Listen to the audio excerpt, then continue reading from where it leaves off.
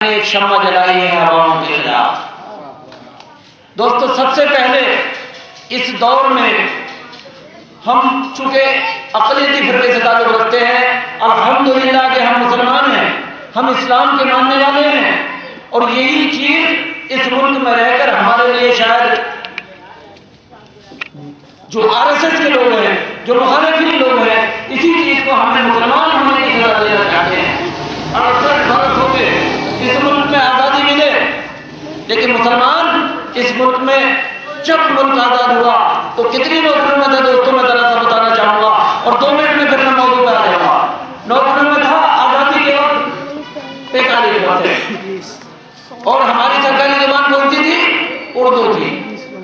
मुल्क आज़ाद हुआ, ना हमारी ज़ुबान रही, ना हमारी नौकरियाँ रही, ना हमारा रोजगार रहा, ना हमारा कारोबार रहा, और हम इस मुल्क के अंदर अनडिक्लेयर्ड सेकंड दर्जे के शहरी होकर रह गए, द्वितीय श्रेणी के नागरिक होकर रह गए। कहने को हम बराबर के हकूक़ रखते हैं, लेकिन हमें कितने हकूक़ है तो आप सब जानते हैं। इसी मोहल्ले के 2 लड़के बेकसूर थे, और इसी जिला मदरसे में एक मीटिंग हुई थी रात में, ATS के लोग उन बच्चों को उठाकर ले गए और उनकी गिरफ्तारी दिखाई दी। दोस्तों, क्या हुआ उन बच्चों के साथ? आज उम्र कैद की सजा काट रहे हैं। उसने कितनी कोशिश की उन बच्चों की आज़ादी की। क्या किसी शहरी की ये जिम्मेदारी नहीं बनती कि उस नेता से पूछते जाकर कि भाई कुछ कोशिश करें? आपने नहीं कुछ कोशिश की? किसी से कहीं कोई काविशें तो होती हैं। अरे बच्चे, माँ भी बच्चे को बगैर रोए दूध नहीं पिलाती। मौलाना वलीउल्लाह साहब, हजरत मौलाना वलीउल्लाह साहब इलाहाबाद से गिरफ्तार हुए थे जब ये 2 बच्चे 2 लड़के हमारे शहर से गिरफ्तार हुए थे अब से चंद साल पहले। तो मौलाना वलीउल्लाह की हिमायत में पूरा इलाहाबाद निकल आया था, और इलाहाबाद के अंदर 1 महीने तक उन्होंने कमीशन किया था। तब चिल्ला मदरसे में एक मीटिंग हुई थी, एक मीटिंग इस जगह की हुई थी वहीं पर, मुझे याद है। हजरत मौलाना अमीरुद्दीन साहब ने उसकी सदारत की थी। तब शहर के कुछ जिम्मेदारान, कुछ पढ़े लिखे लोग, कुछ मुखला लोगों को बुलाया गया था, और अहले मोहल्ला बैठे थे यहाँ पर। तो दोस्तों, मैं याद दिलाना चाहूँगा, फिर मैं अपनी बात पर आ जाऊँगा। तो यहाँ पर मुख्तलिफ रायें आई थी। मैंने उस वक्त भी ये कहा था कि पहला शख्स हूँ, आप गांधीवादी तरीका अपनाइए, ये जमहूरी मुल्क है, ये आज़ाद हिंदुस्तान है, हम कुछ नहीं कर सकते, लेकिन अपनी आवाज़ तो बुलंद कर सकते हैं। चलिए, कल से 5 लोग शहर से चुन लीजिए, और हम भूख हड़ताल पर बैठते हैं और हंगर स्ट्राइक करते हैं। हंगर स्ट्राइक का मतलब ये कि न खाएंगे, न पिएंगे कुछ भी, और जब तक हमारे बंदे नहीं होंगे तब तक हम दाना पानी नहीं खाएंगे, चाहे हम मर जाए। मैंने उस जमाने में मौलाना से कहा था, हजरत एक नाम शरीफ अहमद तुर्क का लिख लीजिए, और 4 मेरे और मुस्लिम भाइयों को यहाँ पे कर लीजिए। पहला बंदा हूँ जो भूख हड़ताल पर बैठ जाऊंगा, मरते दम तक नहीं उठूंगा जब तक उससे आजाद ना हो। तब इस शहर के एक नेता थे जो आज टिकट मांग रहे हैं, मैं किसी का नाम नहीं लूंगा, उन्होंने उस जहन को दूसरी तरफ को मोड़ दिया था कि ये कानूनी लड़ाई है, ये दूसरे पेचीदा मसाइल हैं, ये इससे क्या होगा। दोस्तों, याद दिलाना चाहूंगा, इलाहाबाद के लोगों ने मौलाना वलीउल्लाह साहब को बाइज्जत बरी करा लिया। भुगत रहे हैं, जिंदगी तबाह और बर्बाद हो गई उनकी, और कितनी जिंदगी तबाह और बर्बाद करना चाहेंगे आप लोग। इसलिए मैं अभी संभल का वाकया हुआ, रिसेंट है बिल्कुल, एक आदमी तो उसमें ऐसा है जिसको दहशतगर्द बना दिया गया इस मुल्क के अंदर, जिसको दहशतगर्दी का तमगा पहना कर जेल भेज दिया गया। उस बंदे पर ठेला चलाता है, वो लकड़ी ढोता है, वो उसके पास हैंड टू माउथ है। दिन में बच्चों को कमा के लाता, 100-200 रुपये, रात को आटा खरीद के रोटी पका के उसकी बीवी पका के खिला दिया करती थी। आज उसके बच्चों पर कोई जरिया नौश नहीं। ऐसे लोग दहशतगर्द होंगे? अरे हमारा कसूर ये है कि हम ईमान वाले हैं, हम कुरान वाले हैं, हम अल्लाह वाले हैं, हम रसूल वाले हैं, यही तो कसूर है हमारा। हम इसे कसूर नहीं मानते, हम इसे फख्र के साथ कहते हैं कि अल्हम्दुलिल्लाह हम मुसलमान हैं। फख्र से कहो कि हम मुसलमान हैं, और फख्र से कहो कि हम हिंदुस्तानी हैं। शायर कहता है, पढ़ के देख लो, ये हुक्म आम है, नाहक किसी का बस किताब कहती है। रब खुद कहता है कलामुल्लाह के अंदर कि किसी का खून ना मत बहाओ, इस जमीन पर अकड़ कर मत चलो। आज मेरे आका की शान में ऐसी ऐसी गुस्ताखियां हो रही हैं कि जो नबी वमा अरसलनाका इल्ला रहमतुल लिल आलमीन। कुरान में इरशाद बारी ताला होता है कि जो पूरी दुनिया के लिए, रहती दुनिया के लिए रहमत बनकर आए हैं, रहमतुल लिल आलमीन बनाकर इनको भेजा गया। आज उनकी शान में गुस्ताखी की जा रही है अरसल के लोगों की तरफ से। और इस मुल्क का वजीर आला अखिलेश यादव उसे चंद मामूली दफाओं में गिरफ्तार करके जेल में देता है, बस मामूली दफाएं। अरे शातिम रसूल की सजा, रसूल की शान में गुस्ताखी करने वाले की सजा फांसी है। और हम मांग करते हैं जिस चैचे को बंदे को फांसी चाहिए, फांसी चाहिए, फांसी चाहिए। इतना नहीं दोस्तों, असदुद्दीन ओवैसी साहब एक नाम है, अकबरुद्दीन ओवैसी साहब दूसरा नाम है। इनकी मुख्तसर सी तारीफ भी बयान करूंगा अभी आपके सामने। इन्होंने हक का परचम बुलंद किया है। इनके दिल में एक दर्द समाया है कि मुसलमान अगर कश्मीर से कन्याकुमारी तक कहीं बेकसूर सताए जाते हैं तो हिंदुस्तान भर में देख लो आज अकेला नाम है, बहुत सारे नुमाइंदे हैं हिंदुस्तान की मुख्तलिफ सूबों की मुख्तलिफ असेंबलियों में, बेशुमार नुमाइंदे एमएलए हैं, एमपीज हैं, मिनिस्टर्स हैं। क्या किसी को अल्लाह ने तौफीक नहीं दी कि वो भी आवाज बुलंद करें? भाई असदुद्दीन ओवैसी साहब को इतनी परेशानी क्यों है?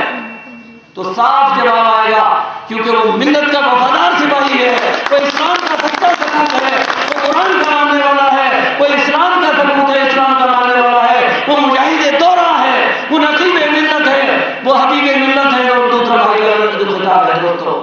इसलिए आज 543 नुमाइंदों की एक पार्लियामेंट है जिसके अंदर 542 तो चुनकर जाते हैं और 1 लद्दाख से नॉमिनेट होकर आता है दोस्तों। इसलिए लोकसभा के अंदर 542 नहीं 543 एमपी बैठते हैं। उसमें अकेले मजलिस इत्तेहादुल मुस्लिमीन का एक ही एमपी है, जनाब बैरिस्टर असदुद्दीन ओवैसी साहब, जो हैदराबाद से तीसरी बार चुनकर आए दोस्तों। वो अकेले बोलते हैं। एमपी तो 27-28 मुसलमान और भी हैं, क्यों नहीं बोलते भाई? इसलिए कि ये लोग डरते हैं, ये लोग दूसरों की गुलामी करते हैं। कोई मुलायम सिंह का गुलाम है, कोई मायावती का गुलाम है, कोई सोनिया गांधी का गुलाम है। असदुद्दीन अगर किसी का गुलाम है तो अल्लाह और उसके रसूल का गुलाम है।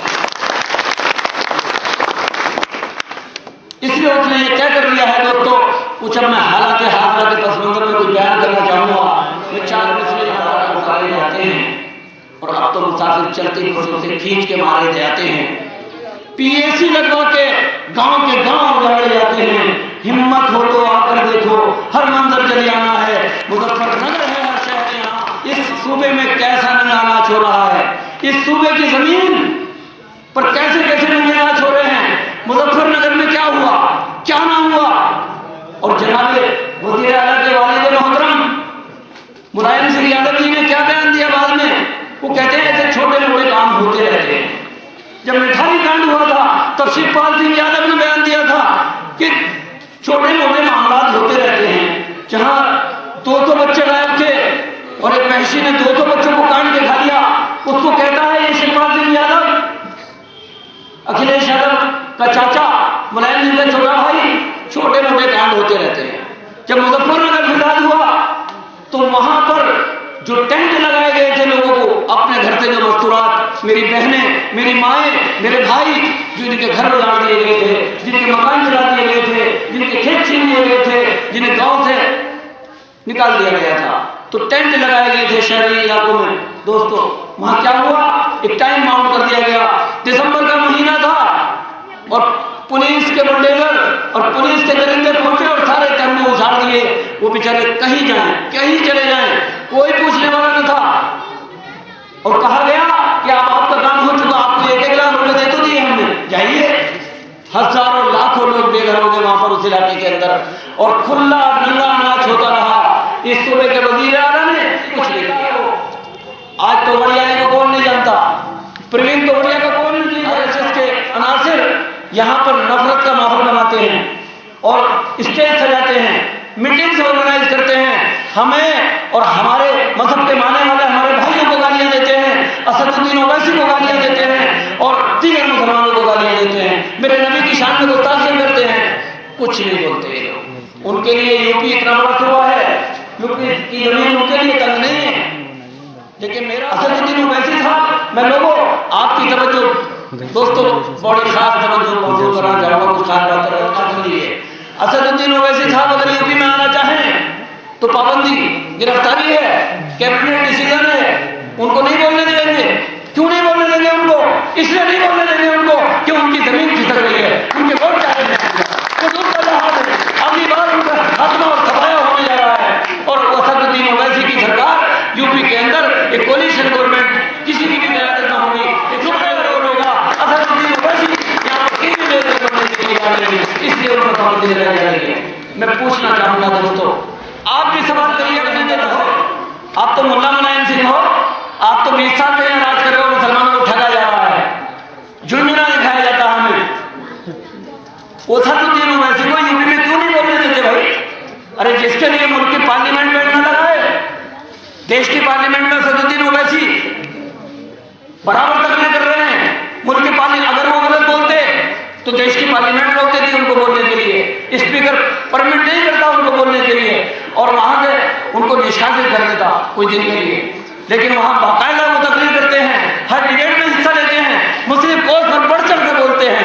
मेरा शेर बबांगे दहर बोलता है, मेरा कायद बबांगे दहर बोलता है।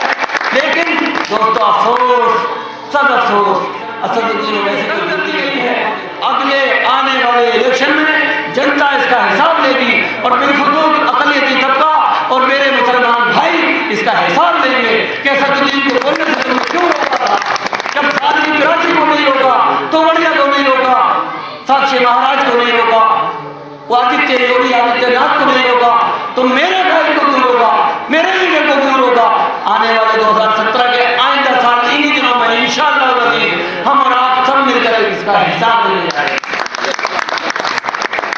आगे मैं जरा सा आपको ये बता दूं दोस्तों, थोड़ा सा याद कर दूं कि हर पार्टी इलेक्शन में आती है तो अपना एक मेमोरेंडम देती है, अपना एक मैनिफेस्टो देती है। मेरी पार्टी